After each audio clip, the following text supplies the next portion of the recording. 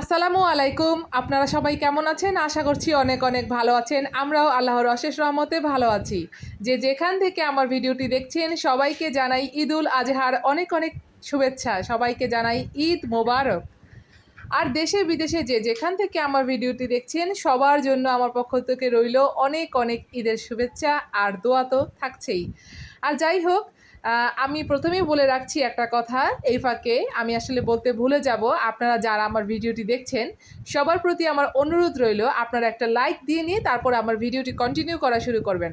সবার প্রতি রইল আমার এটা অনুরোধ, আপনারা সকল ভাইয়া আর বোনেরা যারা আছেন সবাই প্লিজ একটা লাইক দিয়ে নেবেন, তারপর ভিডিওটি কন্টিনিউ করা শুরু করবেন। আর আপনাদের একটা লাইক কিন্তু আমার ভিডিওটা আরও অন্যান্য আর আপু ভাইয়া আর আঙ্কেল আন্টিদের কাছে কিন্তু আমার ভিডিওটা পৌঁছে দেবে, এর জন্য বলছি। আর আমার একটা লাইক কিন্তু আমার জন্য কিন্তু অনেক কিছু, সেটা কিন্তু আসলে আমার জন্য অনেক উপকারী, আসলে সেটা আপনাদের আসলে বলে আমি বোঝাতে পারবো না।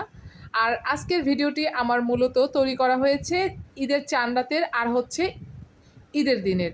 তো ২ দিনের কিছু অংশ আমি আপনাদের সাথে শেয়ার করছি, আর হচ্ছে তার পরের দিনের মানে আজকের সকালের একটু নাস্তা করেছিলাম সেটাই একটু শেয়ার করব। তো যাই হোক, ভিডিওটি তাহলে দেখতে থাকুন, আর কেমন লাগছে অবশ্যই জানাবেন কমেন্ট বক্সে।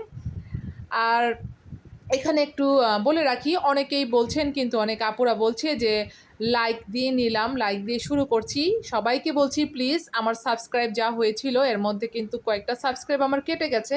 প্লিজ আপনাদেরকে বলছি আপনারা এই ধরনের কমেন্ট করবেন না, আপনারা সুন্দর করে একটা ছোট করে হলেও একটা ছোট করে কমেন্ট করবেন। এত বড় কমেন্ট করার কোনো দরকার নাই, কিন্তু তারপর আপনাদেরকে বলছি যে আপনারা লাইক এগুলো কিছুই বলবেন না, লাইক তারপরে লাইক ডান এগুলো বলবেন না, তাহলে কিন্তু আমার কিন্তু সমস্যা হচ্ছে, আমার সাবস্ক্রাইব কিন্তু কেটে নিয়ে যাচ্ছে। প্লিজ আপনারা সুন্দর করে ছোট করে, আবারও বলছি অনুরোধ রইল আপনাদের প্রতি যে আপনারা সুন্দর করে একটা কমেন্ট করে যাবেন, বাস তাহলেই হবে, এতেই কিন্তু আমি অনেক খুশি।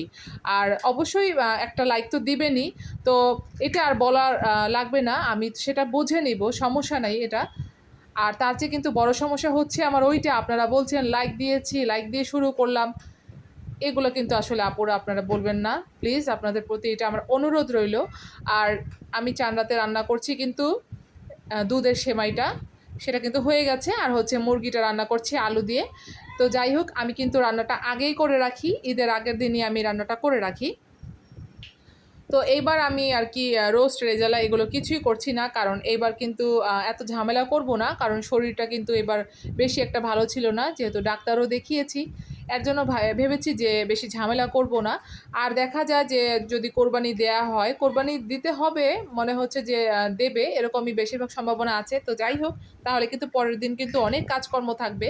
আর চাঁদ রাতে আসলে সিম্পল রান্না করলেও কিন্তু দেখা যায় অনেক কিন্তু ঝামেলা, ঈদের রান্না বলে কথা, খুব সুন্দর করে কিন্তু রান্নাটা করতে হয়। আর আমি তো অলরেডি দুধ সেমাইটা করে নিয়েছি, আর হচ্ছে এখানে চিকেনটা রান্না করে নিচ্ছি, আর রান্না করব হচ্ছে জর্দা সেমাই, আমার পছন্দের অনেক পছন্দের আমার জর্দা সেমাই রান্না করব আজকে। আর আমার বড় ছেলেরও পছন্দ, আর আমার হাজব্যান্ডেরও পছন্দ হয়ে গেছে জর্দা সেমাই সে এতটা পছন্দ করতো না, কিন্তু সে আমার রান্না খেয়ে সে একদম ফ্যান হয়ে গেছে বলতে গেলে। তো আমি নিজেই আমার নিজেরটা বলছি, আসলে কি আমি দেখেই বলছি। তো যাই হোক, তো হাজব্যান্ড কিন্তু আসলে আমার জর্দা সেমাইটা খুব পছন্দ করছে।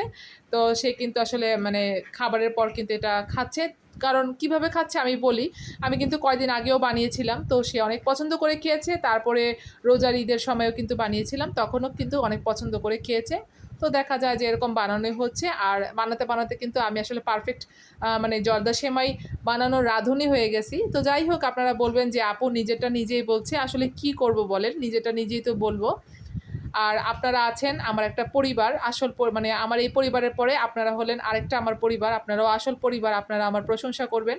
আর সব আপুদেরকেই বলছি যে আপনাদের রান্নাবান্না কিন্তু খুবই সুন্দর হয়, আমিও কিন্তু শিখে নিচ্ছি এই রান্নাবান্না, মানে আপনাদের রান্নাবান্নাগুলো দেখে দেখে শিখছি। আর এই তো মুরগির তরকারি যেভাবে রান্না করে সেভাবেই তো রান্না করেছি, এটা তো সবাই জানে, আর দেখলেনই তো, এটা আর বললাম না কিভাবে রান্না করলাম। আর এখানে তো আমি জর্দা সেমাইটা রান্না করছি, এখানে আমি 2 টেবিল চামচ ঘি দিয়েছি, আর হচ্ছে এই যে আস্ত গরম মশলা যা আছে সেগুলো সব কিছু দিয়ে নিয়েছি। আর এখানে যে নারকেল আছে, খালাকে দিয়ে কুড়িয়েছিলাম নারকেলটা দুপুরবেলাতে, তারপর আমি ডিপ করে রেখেছিলাম। তো এখন রাতে মানে সবার শেষে এটা রান্না করতে গিয়ে দেখি যে এটা একদম পাথরের মতো হয়ে গেছে। একদমই উঠছিল না। তো যাই হোক আমি আবার মোবাইলটা রেখে সুন্দর করে এটাকে আমি উঠিয়ে নিলাম। তো যতটুকু পেরেছি আমি এটাকে ভেঙে নিয়েছি। তারপরে চুলায় দিলেই তো সেটা গলে যাবে। সেটা হলো এখন চুলার ব্যাপার। চুলা মানে যা করবে তাই হবে। তো আগুনে আসলে এমন কিছুই তো নাই যে সেটা মানে মানে পারফেক্ট হয় না তা তো না। এই যে সুন্দর কিন্তু নারিকেলটা একদম খুলে গিয়েছে। খুব ভালোভাবে মিশে গিয়েছে। ঢেকে দিয়েছিলাম। আর চিনিও তো দিয়ে দিয়েছিলাম। তো যাই হোক সুন্দর করে এখন এটাকে একদম ঝরঝরা করে কিন্তু বানিয়ে নিচ্ছি। আর সেমাইটা কিন্তু অনেক মজা হয়েছে। এখন নাড়াচাড়া দিয়ে আমি আলগা করে নিচ্ছি। তাহলেই হয়ে গেছে আর কি শেষের দিকে। আর এটা হচ্ছে আমার ঈদের দিনের একদম সকালের দিকে ভিডিও করা। তো এই যে আমাদের গরুটা, এটা হচ্ছে আমাদের একটা মানে কোরবানির গরু কেনা হয়েছে, লাল গরু। তো মাশাআল্লাহ গরুটা কিন্তু অনেক সুন্দর ছিল। তো গরুটা কেমন হয়েছে সব আপুরা বলবেন আপনাদেরকে। বললাম আর কি। আর সব ভাইয়াদেরকেও বললাম, গরুটা কেমন হয়েছে একটু জানাবেন। আমার কাছে তো খুবই ভালো লেগেছে। তো একটু মোটা-সোটাই ছিল গরুটা, ছোটোর মধ্যে হলেও কিন্তু মোটা-সোটাই ছিল। তো বারান্দায় গরুটা রাখা হয়েছে। গরুটা হচ্ছে চাঁদ রাতে রাত্রের বেলা এনেছিল ৩টার দিকে রাত্রে। তো তখন তো আর আপনাদের সাথে শেয়ার করতে পারলাম না। একদম আমিও ঘুমিয়ে গিয়েছিলাম। আর এই হচ্ছে সকালের দিকে আমি সবকিছু বের করে নিয়েছি। তো এখন কিন্তু খুব সুন্দরভাবেই দেখা যাচ্ছে কীরকম হয়েছে রান্নাটা। তো এগুলো ফ্রিজ থেকে বের করে নিলাম। আর এই যে আমি ঈদের দিনের এই যে পোলাওটা রান্না করছি আর কি।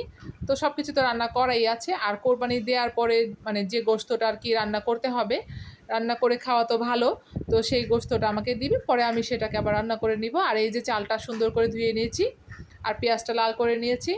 আর প্রচণ্ড ব্যস্ত ছিলাম আপুরা, কি বলবো আসলে। আর তেমন কোনো ভিডিও আসলে করতে পারিনি এত ব্যস্ততার জন্য। আর এই তো রান্নাটা করে নিচ্ছি। তো ভালো করে আমি ভাজা করে নেব পোলাওর চালটা। তো কেমন হয়েছে সবাই অবশ্যই কমেন্ট বক্সে জানাবেন। আর এই যে আমি এই যে নিচে আসলাম একটু আপনাদের জন্য আর কি শ্যুট করলাম ভিডিওটা, যে এখন আর কি শেষের দিকে আর কি গোশত কাটাকাটি আর কি হচ্ছে। তো আমাকে তো যে মানে গোশতটা দিয়েছিল ১ কেজির মতো, ১ কেজি ২০০ গ্রাম হবে মনে হয় এরকমই। তো সেটাকে আমি আবার রান্না করে নিচ্ছি। এই যে আমি একদম হাতে মেখেই নিলাম, কারণ এটা হচ্ছে এটা তো আসলে কোরবানির গোশত, যেভাবে রান্না করব সেভাবেই কিন্তু ভালো লাগবে, অত বেশি কিছু কিন্তু দেওয়া লাগে না। তো যাই হোক সুন্দর করে আমি মানে গোশতের পানি দিয়ে কিন্তু গোশতটা কষিয়ে নেব। খুবই মজা হয়েছিল, এত মজা হয়েছিল যে বলার মতো না, অসম্ভব মজা হয়েছিল। হাজব্যান্ড খেয়ে কিন্তু অনেক প্রশংসা করেছে।